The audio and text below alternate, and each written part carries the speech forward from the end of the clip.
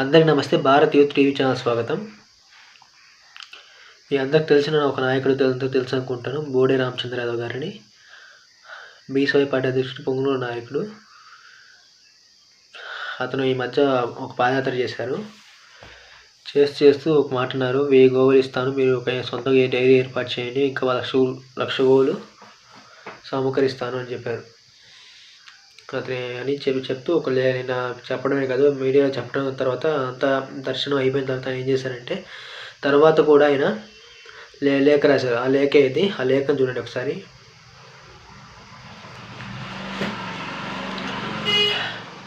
ఆయన ఏం చెప్పారంటే, మేము ఒక శ్రీవారి సన్నిధిలో పుట్టిన వాళ్ళం, మనకు శ్రీవారి భక్తులు మనమంతా.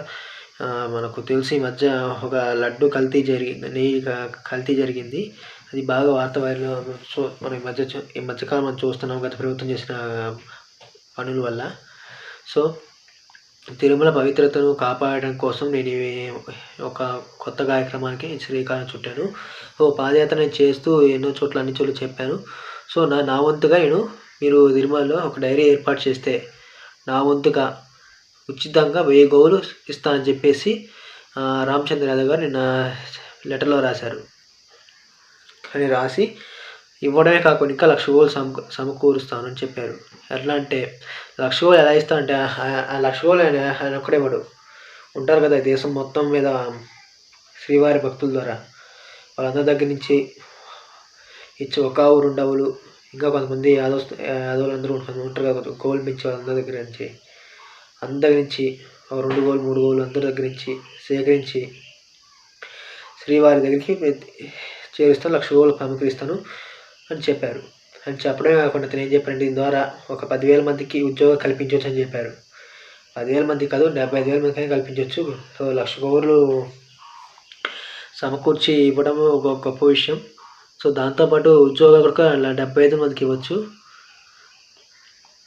అది ఎట్లా అంటే, సో ఒక్కొక్క గోవు 10 గోవులు అందరుగా ఒక గెడ్డి వేసే పర్సన్ ఒకడు, 5 గోవులకి ఒక పర్సనే పాలు పిండే వ్యక్తి, ఇంకొక 10 గోవులకి ఒక వెటనరీ డాక్టర్. సో ఒక 100 గోవులు ఒక మేనేజర్ అనే విధంగా ఏర్పాటు చేస్తే బాగానే ఉంటుంది. సో ఆయన ఇంకా కొన్ని పాయింట్లు లేవనెత్తారు. ఏమని చెప్పారంటే, సో చాలా ఒక్కొక్క గోవుకి 10 లీటర్లు ఇచ్చిందనుకో, 1,00,000 గోవులకి ఎంత లెక్కేసుకోండి.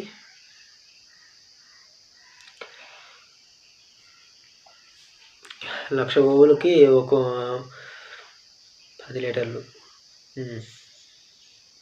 1,00,000 లీటర్లు అంతేనా? 1,00,000 లీటర్ల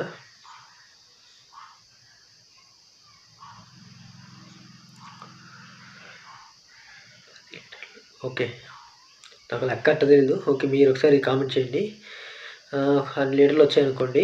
సో ఆ పాలతోటి లడ్డు ముందు వెన్న తయారు చేయొచ్చు.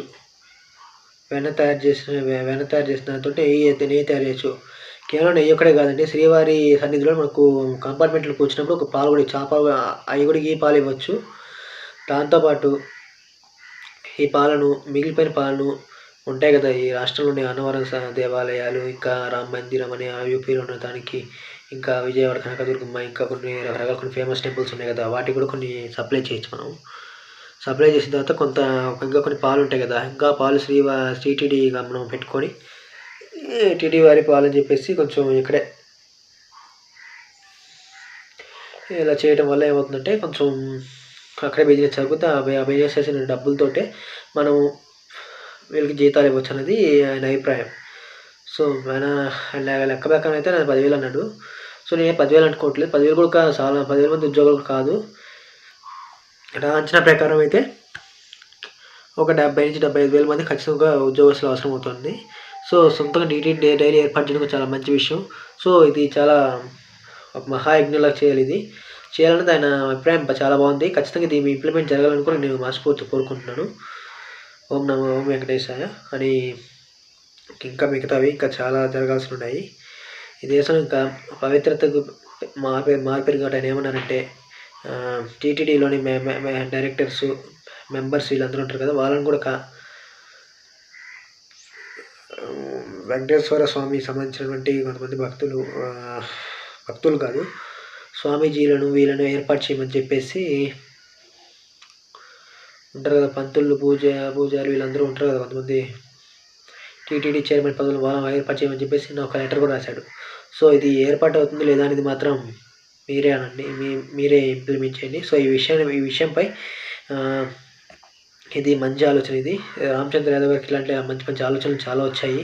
గతంలో మేనిఫెస్టో చూశారు, చాలా వరకు చాలా మంచి ప్రవేశపెట్టారు. కాకపోతే పార్టీ జనాల్లోకి తీసుకెళ్ళటం సంవత్సరం కావడం అదొకటి తర్వాత విషయం అది. సో ఆయన ఇది మంచి ఆలోచన తలపెట్టాడు. ఆయన సొంతంగా 1,00,000 కోట్లు ఫ్రీగా వస్తున్నాయి. 1,00,000 కోట్లు ఫ్రీగా వస్తున్నాయి కాబట్టి మనం తీసుకుంటే ఏమవుతుంది? సో దాంతోపాటు కొంత టీటీడీ మనమేమి ప్రభుత్వం నుంచి ఏమి డబ్బులు సమకూర్చాల్సిన అవసరం లేదు.